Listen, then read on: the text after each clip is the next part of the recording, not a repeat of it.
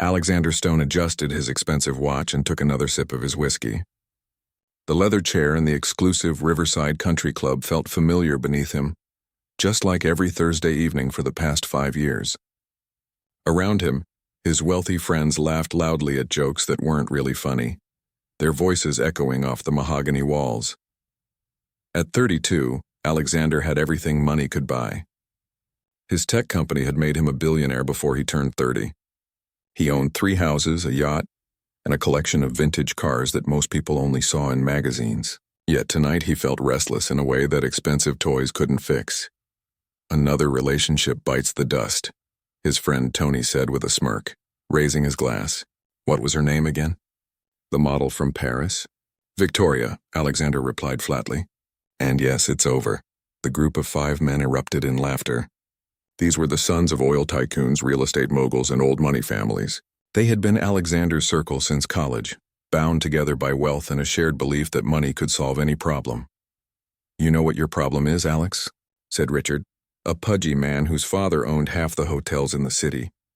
"You only date women who are just like you. Rich, spoiled, and looking for someone even richer." "That's rich coming from you," Alexander shot back. "Didn't you just break up with that banker's daughter because she wanted to split the check on your 3rd date?" The men laughed again, but Richard wasn't done. "At least I'm honest about what I want. You keep pretending you're looking for true love, but you wouldn't know it if it hit you in the face." Alexander's jaw tightened. He had heard this before. His friends loved to point out his string of failed relationships, each one ending the same way.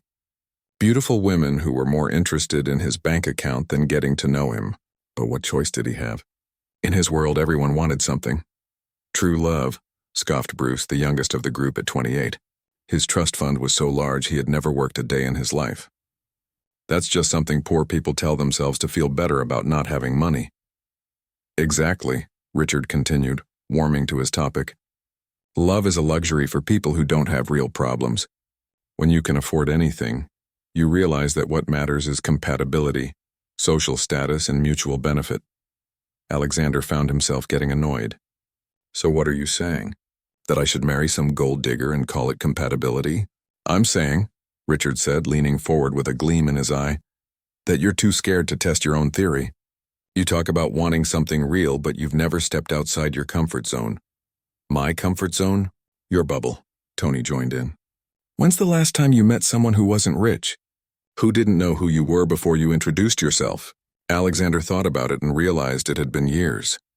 Maybe decades. His life was carefully constructed to avoid exactly those kinds of encounters. Private clubs, exclusive events, gated communities. He lived in a world where everyone had money and everyone knew everyone else's net worth. "That's what I thought," Richard said triumphantly. "You wouldn't last 5 minutes with a regular person. Someone who actually works for a living." "Are you challenging me?" Alexander asked, his competitive nature kicking in despite himself. The table went quiet. These men had been making bets with each other since college, and everyone knew that tone in Alexander's voice. Richard grinned. "As a matter of fact, I am. I bet you couldn't marry a regular girl and make it work for 6 months. Someone poor. Someone who has actual problems instead of choosing between which yacht to take to the Caribbean." "That's ridiculous," Alexander said, but his heart was beating faster. "Marriage isn't a game." "Everything is a game when you have enough money," Bruce chimed in. "But Richard's right. You couldn't handle being with someone who needed you for more than just arm candy at galas." The other men at the table were nodding now, sensing blood in the water. Alexander felt their eyes on him, waiting for his response. These were the same guys who had dared him to bungee jump off a bridge in college, to buy a racehorse on a whim, to bid on a Picasso just because he could. "What kind of bet are we talking about?" Alexander heard himself ask. Richard's grin widened. "Your vintage car collection against my beach house in Malibu. You marry the next ordinary woman you meet, stay married for 6 months, and if you can honestly say you're happy, you win." Alexander's car collection was worth over $2 million. Richard's beach house was worth about the same. But it wasn't really about the money. It never was. It was about pride, about proving a point, about being right. "And how exactly do you define ordinary?" Alexander asked. "Working class, someone who worries about paying rent, who takes the bus instead of calling a driver, who shops at regular grocery stores. You know, like 90% of the world," Tony said. Alexander's mind was racing. 6 months wasn't that long. and how hard could it be? He was charming when he wanted to be. Rich women might be hard to please, but surely a poor woman would be grateful for what he could offer. "You're all insane," he said, but he was already thinking about it. "Scared?" Richard taunted. Alex Stone, the man who built a billion-dollar company from nothing, scared of one regular girl? That did it.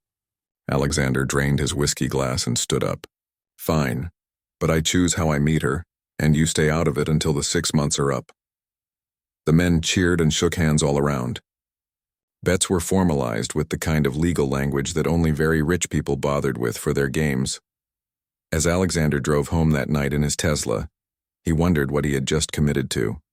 6 months of his life pretending to be in love with some poor girl who would probably bore him to tears within a week. But he had never backed down from a challenge, and he wasn't about to start now. What Alexander didn't know was that 20 miles across the city, a young woman named Elena Rodriguez was finishing her shift as a night cleaner in his office building. She was exhausted from working 14 hours that day, worried about her mother's medical bills, and wondering how she was going to pay for her sister's school supplies. She had no idea that in a few days, her carefully organized life would be turned completely upside down by a rich man's bet. She had no idea that the empty office building she cleaned every night belonged to the man who would soon claim to love her. As Elena rode the bus home at midnight, counting the tips from her waitressing shift, she dreamed of finishing college someday and becoming a teacher. Simple dreams that seemed almost impossible given her circumstances. Neither of them knew that their worlds were about to collide in the most unexpected way possible. 3 days after making the bet, Alexander found himself working late again. He had been staying in the office longer than usual, partly because he was avoiding his empty penthouse, but mostly because he was hoping to run into someone ordinary. The cleaning crew came through around midnight, and tonight he was ready. Elena pushed her cart down the hallway, her rubber gloves squeaking as she wiped down surfaces. She had been working this job for 2 years, and she knew every corner of the building. The 42nd floor was usually empty by 10, but tonight she noticed lights still on in one of the corner offices. She knocked gently on the door frame. "Excuse me, sir? I can come back later if you need more time." Alexander looked up from his computer and felt his breath catch. The woman standing in his doorway wasn't what he had expected. Even in her simple uniform with her dark hair pulled back, she was beautiful. But it was something else that caught his attention. The way she held herself with quiet dignity, even while apologizing for interrupting his work. "No, please come in," he said, standing up. "I'm Alexander." "Elena," she replied softly, wheeling her cart into the room. "I'll try to be quick." As she worked, Alexander found himself watching her careful movements. She wasn't rushing like most service workers did around him. She took pride in her work, making sure every surface was properly cleaned. When she reached for the trash can near his desk, he noticed her worn shoes and the tiredness in her eyes. "Long day?" he asked. Elena glanced up, surprised. In 2 years of cleaning this building, none of the executives had ever made small talk with her. "Just the usual," she said with a small smile. 3 jobs keep me busy." 3 jobs? Alexander tried to sound casual, but internally he was thinking this was perfect. Here was someone who definitely qualified as ordinary, and she was beautiful enough that spending 6 months with her wouldn't be torture. "Cleaning here, waitressing on weekends, and I tutor kids after school," Elena explained as she emptied his trash. "My mother's been sick and my little sister needs new school clothes. So..." She trailed off, realizing she was sharing too much with a stranger. Alexander felt an unexpected pang of something he couldn't identify. Guilt, maybe? This woman was working herself to exhaustion to take care of her family, and he was sitting here thinking about how to use her for a bet. "That's admirable," he said, and meant it. Elena looked at him curiously. "Most people don't think cleaning offices is admirable." "Most people are idiots," Alexander replied without thinking, making Elena laugh despite herself. Over the next 2 weeks, Alexander found excuses to stay late. He learned that Elena was 24, had dropped out of college when her father died to help support her family, and dreamed of becoming a teacher someday. She learned that Alexander owned the building, was surprisingly down to earth for a rich person, and seemed lonely despite having everything. Their conversations started lasting longer. Alexander began bringing her coffee during her breaks, and Elena began looking forward to seeing him. She couldn't understand why a billionaire would want to spend time talking to a cleaning lady, but she enjoyed their talks more than she wanted to admit. On a Friday night, 3 weeks after they first met, Alexander made his move. "Elena," he said as she finished cleaning his office, "would you like to have dinner with me tomorrow?" She stared at him. "Like a date?" "Yes, a date." Elena's mind raced. This had to be some kind of joke. Men like Alexander Stone didn't date women like her. "Why?" she asked simply. The question caught Alexander off guard. He had prepared for her to say yes immediately, grateful for the attention from someone wealthy. Her suspicion was refreshing, actually. "Because I enjoy talking to you," he said, which was true. "Because you're intelligent and kind and beautiful, and I'd like to get to know you better." Elena studied his face. "Mr. Stone, I appreciate the offer, but I think you might be confused about what kind of person I am." "I'm not. I don't fit into your world." "Maybe my world needs someone like you in it," Alexander replied, surprising himself with how genuine he sounded. After much hesitation, Elena agreed to one dinner. Then one dinner became 2, then 3. Alexander found himself actually enjoying her company. She didn't want anything from him, didn't ask about his money or try to impress him. She talked about books she'd read, her dreams of teaching, funny stories about the kids she tutored. For Elena, Alexander was unlike any man she'd ever met. He listened when she spoke, asked thoughtful questions, and despite his wealth, seemed genuinely interested in her ordinary life. When he took her to expensive restaurants, he didn't make her feel out of place. When she insisted on paying her own way sometimes, he respected it instead of being offended. A month into their relationship, Alexander shocked her completely.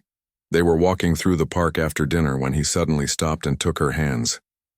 "Elena, I know this might sound crazy," he began, his heart pounding for reasons he didn't want to examine too closely. "But I want to marry you." Elena stared at him. "What? Marry me? I know we haven't known each other long, but I've never felt this way about anyone before." The words tumbled out faster than he had planned. "I can take care of your mother's medical bills, send your sister to the best schools, give you opportunities you've never had." Elena pulled her hands away. "Alexander, this is insane. People don't get married after dating for a month." "People like us do," he said, immediately regretting the phrase. "People like us?" Elena's voice got smaller. "You mean people like you and people like me?" Alexander realized his mistake. "That's not what I meant." But Elena was already backing away. "I think I should go home." It took Alexander 3 days of phone calls, flowers, and showing up at her apartment building to convince Elena to see him again. When she finally agreed to meet him for coffee, he was ready with a different approach. "I'm sorry," he said before she could speak. "I said that all wrong. I don't want to marry you because I feel sorry for you or because I want to rescue you. I want to marry you because you make me feel like a better person. Because when I'm with you, I remember what it's like to care about something other than money." Elena stirred her coffee slowly. "Alexander, your life and my life are completely different. I work 3 jobs. You own buildings. I shop at thrift stores. You probably spend more on lunch than I make in a week. Money doesn't matter if you have the right person," Alexander said. "Money always matters when you don't have it," Elena replied sadly. But over the following weeks, Alexander wore down her resistance. He didn't just throw money at her problems. He visited her sick mother, bringing flowers and sitting patiently while the older woman told stories in broken English. He attended one of her tutoring sessions and watched her patiently help a struggling child with math. When Elena finally said yes to his proposal, it was with reservations that she kept to herself. She suspected there was more to Alexander's sudden interest than he was telling her. But the practical benefits were impossible to ignore. Her mother could get proper medical care. Her sister could go to college. And maybe, just maybe, Alexander really did love her. The engagement was a media circus. "Billionaire's Cinderella Story" screamed the headlines. Alexander's friends and family were horrified. Elena's family was overwhelmed but grateful for the financial security their daughter's marriage would bring. The wedding itself was small but elegant. Elena wore a designer dress that cost more than she had ever earned in a year, walking down the aisle of an exclusive chapel toward a man she was still trying to understand. As Alexander watched his bride approach, he felt something unexpected. For a moment he forgot all about the bet, about his friends watching from the front row, about the 6-month timeline. All he could think about was how beautiful Elena looked and how lucky he was that she had said yes. Elena looked into Alexander's eyes as they exchanged vows and allowed herself to hope that maybe, against all odds, this strange fairy tale might actually have a happy ending. Neither of them knew that. The real test of their unlikely union was just beginning. The penthouse elevator climbed silently to the 48th floor as Alexander and Elena stood side by side, both lost in their own thoughts. The wedding had been beautiful, but now reality was setting in. They were married. This wasn't just dinner dates and casual conversations anymore. This was real life, and Elena felt completely out of her depth. Alexander's penthouse was like something from a magazine. Floor-to-ceiling windows offered a breathtaking view of the city lights below. The furniture was modern and expensive, everything perfectly placed like a showroom. Elena had been here once before, briefly, but tonight it felt different. Tonight this was supposed to be her home too. "Would you like something to drink?" Alexander asked, loosening his tie. He seemed nervous too, which somehow made Elena feel a little better. "Just water, please," she replied, setting her small overnight bag on the marble counter. She had packed so carefully, choosing her most modest nightgown and wondering if Alexander would think it was too plain. As Alexander poured water from a crystal pitcher, Elena walked to the huge windows. The city sprawled endlessly in every direction, millions of lights twinkling like stars. "I've never seen the city from this high up," she said softly. "Sometimes I forget how beautiful it is," Alexander admitted, handing her the glass. Their fingers brushed and Elena felt her heart skip. They stood together looking out at the view, both aware that they were avoiding the elephant in the room. They were married now, husband and wife, but they barely knew each other, and the physical intimacy that marriage implied felt overwhelming to Elena. "Alexander," she began hesitantly, "I need to tell you something." He turned to face her, noting the nervous way she was twisting her wedding ring. "What is it?" Elena took a deep breath. This was harder than she had imagined. I haven't," she stopped, her cheeks burning with embarrassment. Alexander waited patiently, though he could see she was struggling with something important. "I've never been with anyone," Elena finally managed to say, looking down at her hands. "I know that probably sounds stupid at 24, but between taking care of my family and working all the time, I never really had time for relationships." The words hit Alexander like a physical blow. He had assumed that despite her modest background, Elena would have had at least some experience. The realization that she was completely innocent made everything feel different. More serious, more real. "Elena," he said gently, reaching out to lift her chin so she would look at him. "That doesn't sound stupid at all. It shows how dedicated you are to the people you love." She searched his face, looking for any sign of disappointment or judgment, but found only kindness. "I just wanted you to know in case you expected. If you thought—" "Hey," Alexander said softly, taking her hands in his. "There's no pressure here, okay? We don't have to do anything you're not ready for. This is all new territory for both of us." Elena felt tears of relief spring to her eyes. "Really?" "Really," Alexander confirmed, though his mind was racing. The weight of what he had done was starting to crush him. Here was this pure innocent woman who had trusted him enough to marry him, and the whole thing was built on a lie. She was looking at him with such gratitude and growing affection, and he felt like the worst person alive. "Maybe we should just take things slow," he suggested, his voice rougher than he intended. Elena nodded eagerly. "I'd like that. I know this whole situation is unusual, getting married so quickly, but I really want to try to make it work, Alexander. I care about you more than I expected to." Those words made Alexander's chest tighten with guilt. She cared about him. This sweet, hard-working woman who had never hurt anyone in her life cared about him, and he was using her for a bet with his spoiled friends. "I care about you too," he said, and realized with a shock that it was true. When had that happened? When had Elena stopped being just a means to an end and started being someone he actually looked forward to seeing? They talked late into the night, sitting on Alexander's expensive couch as Elena told him more about her dreams of becoming a teacher.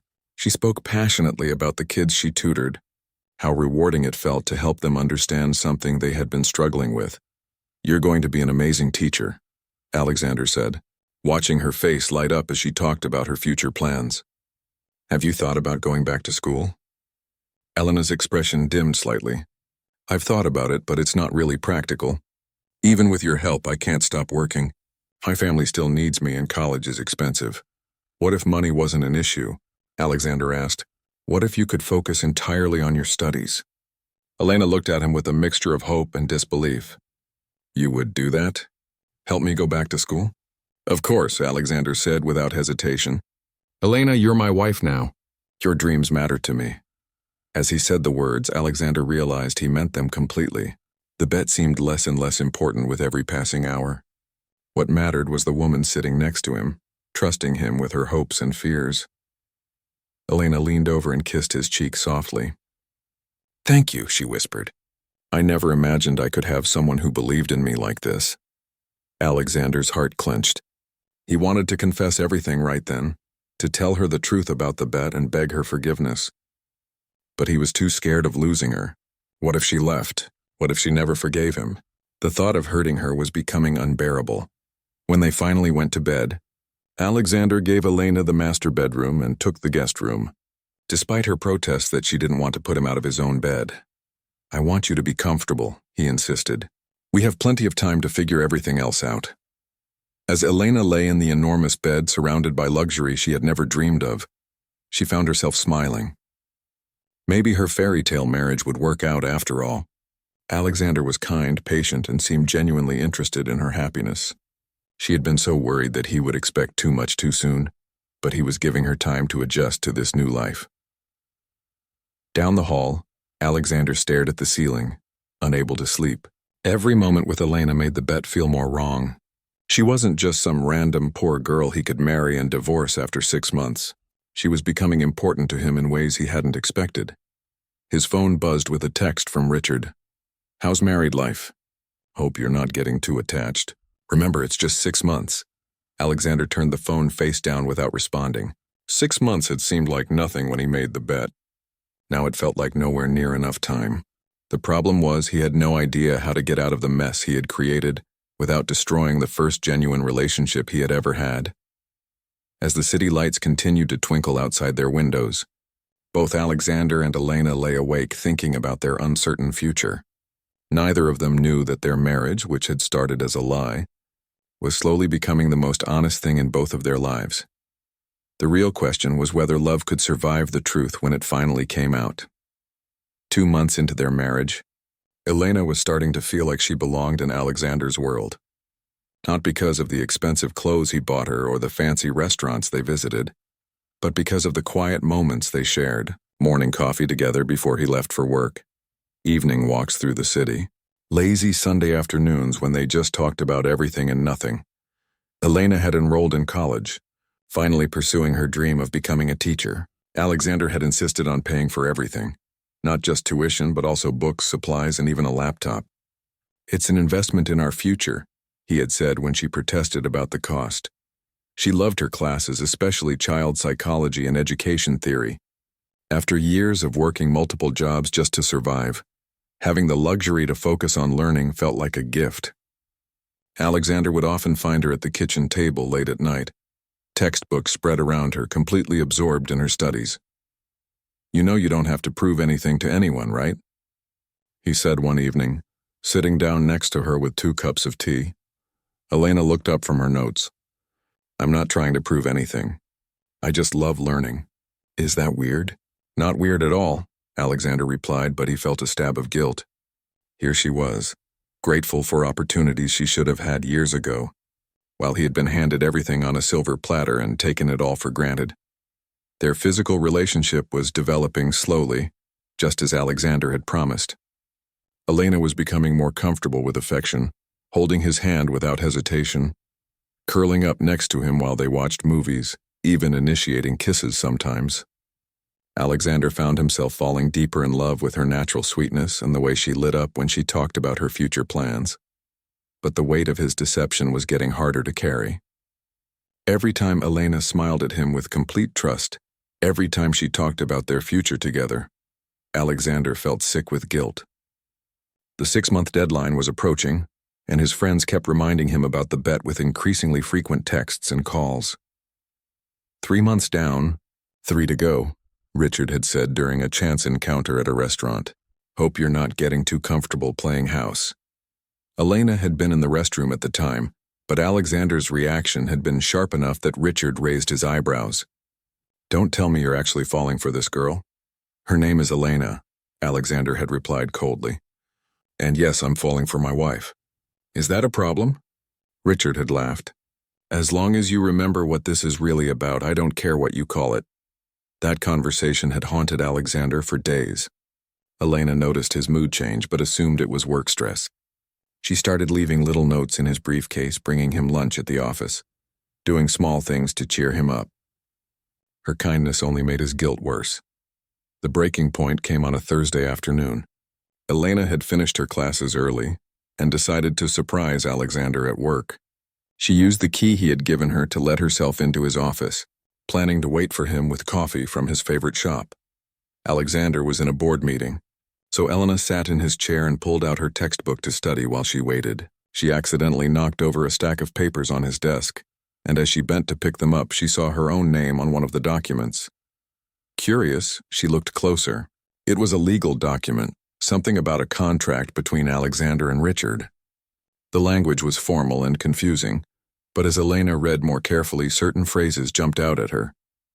Marriage arrangement, 6-month duration, fulfillment of dare conditions. Her hands started shaking as she read the full document. It was all there, laid out in black and white. The bet, the timeline, the terms of the dare that had led to their marriage. She wasn't Alexander's beloved wife. She was the stakes in a game between rich men who had nothing better to do with their money. Elena sat in stunned silence, the paper trembling in her hands. Everything made sense now.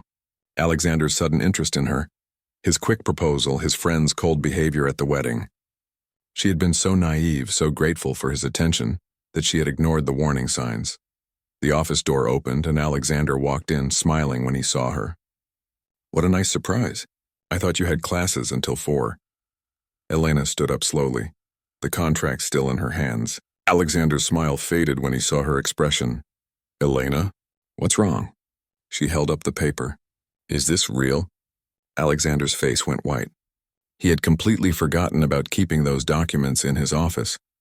Elena, I can explain. Explain what? Her voice was surprisingly steady, though tears were starting to form in her eyes. Explain how you married me because of a bet? Explain how I was just some poor girl you picked to win money from your friends? It's not like that, Alexander said desperately, moving toward her.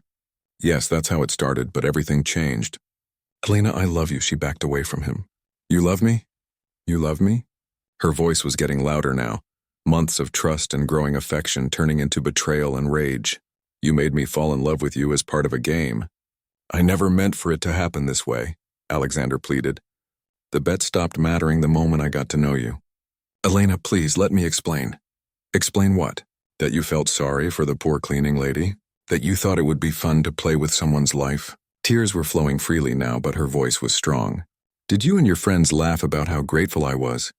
How easy it was to fool me? No, Alexander said firmly. It was never like that. Yes, I made a stupid bet, but I fell in love with you for real. Everything I've told you, everything we've shared, that's all genuine. Elena wiped her eyes with the back of her hand. How can I believe anything you say? Our entire relationship is built on a lie. You made me trust you. Made me think someone could actually love me for who I am, when the whole time I was just part of your entertainment. Elena, please. Alexander reached for her again, but she stepped further away. Don't touch me, she said quietly. I need to think about this. I need to go home. This is your home, Alexander said desperately. Elena looked around the expensive office, then back at him. No, it's not.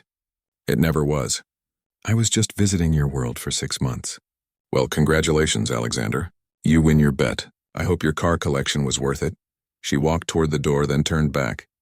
You know what the worst part is? I was starting to believe that fairy tales could come true. That someone like you could actually love someone like me. I should have known better. Elena?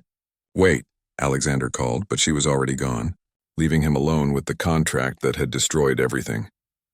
As Elena rode the bus back to her mother's apartment, she felt like her heart was breaking into 1,000 pieces. She had given up her old life, trusted Alexander with her dreams, allowed herself to fall in love, and it had all been pretend. The fairy tale was over, and Elena was back to being just a poor girl who had been foolish enough to believe in happy endings. Elena moved back into her mother's small apartment the same day she discovered the truth. The tiny space felt even smaller after months of living in Alexander's penthouse. But it was honest. Real. Everything her marriage had pretended to be but wasn't. Her mother, Maria, didn't ask many questions at first. She simply made up the couch with clean sheets and heated up leftover soup. But after Elena had been staring at the ceiling for 3 days straight, barely eating and not talking, Maria sat down beside her daughter. "You want to tell me what happened, Mija?" Elena's eyes filled with tears for the 100th time since Thursday. "He lied to me, Mama. The whole thing was a lie. The whole thing. Even the way he looked at you?" Elena thought about that. Even now, even knowing the truth, she couldn't forget the tenderness in Alexander's eyes when he thought she wasn't looking. The way he had listened to her dreams like they mattered. The gentle way he had been with her on their wedding night. "I don't know anymore," she whispered. Maybe that was fake too. Maria took her daughter's hand. "Baby, I've seen a lot of men in my life. Good ones and bad ones. That man loved you. I could see it every time he looked at you. But the bet? Mama, he married me because of a stupid bet with his rich friends. How it started and how it ended. Those are two different things," Maria said quietly. "Sometimes good things grow from bad soil." Elena wanted to believe her mother, but the betrayal felt too fresh, too deep. Alexander had called dozens of times, sent flowers, even showed up at the apartment building, but Elena refused to see him. She had her sister tell him she wasn't home, even though they all knew he could probably hear her crying through the thin walls. Meanwhile, Alexander was falling apart. He had stopped going to work, stopped showering regularly, and spent most of his time staring at Elena's coffee cup, which was still sitting on his kitchen counter from the morning she had left. Tony found him there on Sunday, unshaven and wearing the same clothes he'd had on for 3 days. "Man, you look terrible," Tony said, letting himself in with the key Alexander had given him years ago. "She won't see me," Alexander said without looking up. "She won't even talk to me. Can you blame her? You basically used her for entertainment." Alexander's head snapped up. "It wasn't entertainment. Not after I got to know her. But it started that way," Tony pointed out. "And that's what she can't get past." "So what do I do?" Alexander asked desperately. "How do I prove to her that what we had was real?" Tony was quiet for a moment. "You want my honest opinion? You can't prove it with words. Elena's been lied to enough. If you really love her, you're going to have to show her with actions. Big ones." That conversation changed everything for Alexander. He realized that trying to explain or justify what he had done was useless. Elena didn't need his explanations. She needed proof that he was willing to sacrifice for her the same way she had sacrificed for him. The next morning, Alexander called Richard. "I'm out," he said without preamble. "Out of what?" Richard asked, though he already knew. "The bet. I'm withdrawing." "You can have the cars," Richard laughed. "Alexander, you've got 2 weeks left. Don't throw away $2 million because you're having a lover's quarrel. It's not a quarrel. It's my marriage. And it's worth more than any car collection." "Your fake marriage," Richard reminded him cruelly. "The only fake thing about my marriage was the reason it started," Alexander said firmly. "Everything else was real. Elena is real. My love for her is real. And I'm not going to keep pretending otherwise to save face with people who don't matter." By the end of the week, news of Alexander's public withdrawal from the bet was all over their social circle. He had not only forfeited his car collection, but also made it clear that anyone who had a problem with his marriage to Elena was no longer welcome in his life. The humiliation was intense. People he had considered friends for years turned their backs on him. The media picked up the story, painting him as either a lovesick fool or a man who had learned the value of real love. Alexander didn't care about any of it. All he cared about was winning Elena back, but he didn't go to her immediately. Instead, he started making changes that showed he understood what really mattered. He sold one of his houses and used the money to establish a scholarship fund for working-class students who wanted to become teachers. He learned that Elena had been forced to drop out of college again because she couldn't afford it without his support, so he anonymously paid her tuition and expenses for the rest of the year. Alexander also started volunteering at the community center where Elena used to tutor kids. He wasn't good at it initially, but he kept showing up, learning how to connect with children who reminded him of Elena. Patient, hardworking, hopeful despite their circumstances. 3 months after Elena left, Alexander finally went to see her. But he didn't go to beg or plead. He went to deliver a check. "It's the money from the bet," he explained to Elena's sister who answered the door. "Richard sold my cars, and this is Elena's half. It's rightfully hers." "Half?" Carmen asked. "She was an equal partner in the marriage, even if she didn't know it," Alexander said. "This belongs to her." Carmen looked at the check and gasped. $1 million. "I don't want to see him," Elena called from inside the apartment. But Alexander could hear the uncertainty in her voice. "I'm not asking you to," Alexander called back gently. "I just wanted you to have what's yours. And to tell you that I'm sorry. Not for falling in love with you, but for the way it happened. You deserved better from the beginning." Through the window, Elena watched Alexander walk away. He looked thinner, older somehow, sadder, but also more real than the polished man she had married. That night, Elena couldn't sleep. She kept thinking about what her mother had said about good things growing from bad soil. She also thought about the scholarship fund she had read about in the newspaper, established in honor of working students everywhere who dream of making a difference. The next morning, Elena did something she hadn't done in months. She got dressed and took the bus to Alexander's office building. But instead of going up to see him, she went to the basement, to the supply closet where her old supervisor kept the cleaning supplies. "Elena," Mrs. Patterson exclaimed when she saw her. "What are you doing here?" "I wanted to ask you something," Elena said. "Has anyone been coming around asking about me? Reporters or private investigators or anyone like that?" Mrs. Patterson looked confused. "No, honey." "Why would they?"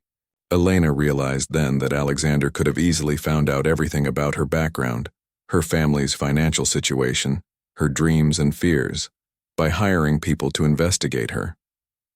But he hadn't. Even when their relationship was supposedly fake, he had learned about her the honest way by listening when she talked. It was a small thing, but it mattered to Elena. It suggested that even during the bet, some part of Alexander had respected her enough to let her tell her own story. That evening, Elena found herself standing outside Alexander's building. She saw him through the lobby windows, looking exhausted as he waited for the elevator. On impulse, she walked inside. "Elena," Alexander couldn't hide his shock when he saw her. "We need to talk," she said simply. They sat in a coffee shop across the street, both nervous and unsure. "I saw the scholarship fund," Elena said finally. Alexander nodded. "I wanted to do something that would honor what you taught me about the value of education. And the check? That money was earned through our marriage. You have every right to it." Elena studied his face. "What do you want from me, Alexander?" "Nothing," he said, surprising her. "I mean everything. I want you back. I want us to start over and do this right. But I'm not going to pressure you or try to buy your forgiveness. I just want you to know that losing you taught me what love actually means, which is putting someone else's happiness before your own, wanting to be better because of them, not wanting to change them to suit you, understanding that love isn't something you can fake no matter how good your reasons are." Elena felt tears starting again, but they felt different this time. Less angry, more hopeful. "I don't know if I can trust you again," she said honestly. "I know," Alexander replied, "but if you're willing to try, I promise I'll spend the rest of my life proving that you can." 6 months later, Elena and Alexander had a second wedding. This one was in Elena's childhood church, with both their families present and no media coverage. Elena wore her grandmother's simple dress and Alexander wore a regular suit instead of an expensive tuxedo. When they exchanged vows this time, every word was true. They promised to love each other through good times and bad, through wealth and poverty, through mistakes and forgiveness. As they kissed at the altar, Elena finally believed in fairy tales again. Not the kind where a rich prince rescues a poor girl, but the better kind, where two people choose to love each other despite their flaws and build something real together. Alexander had learned that love wasn't a game to be won or lost. It was a choice to be made every single day. And Elena had learned that sometimes second chances can lead to the happiest endings of all.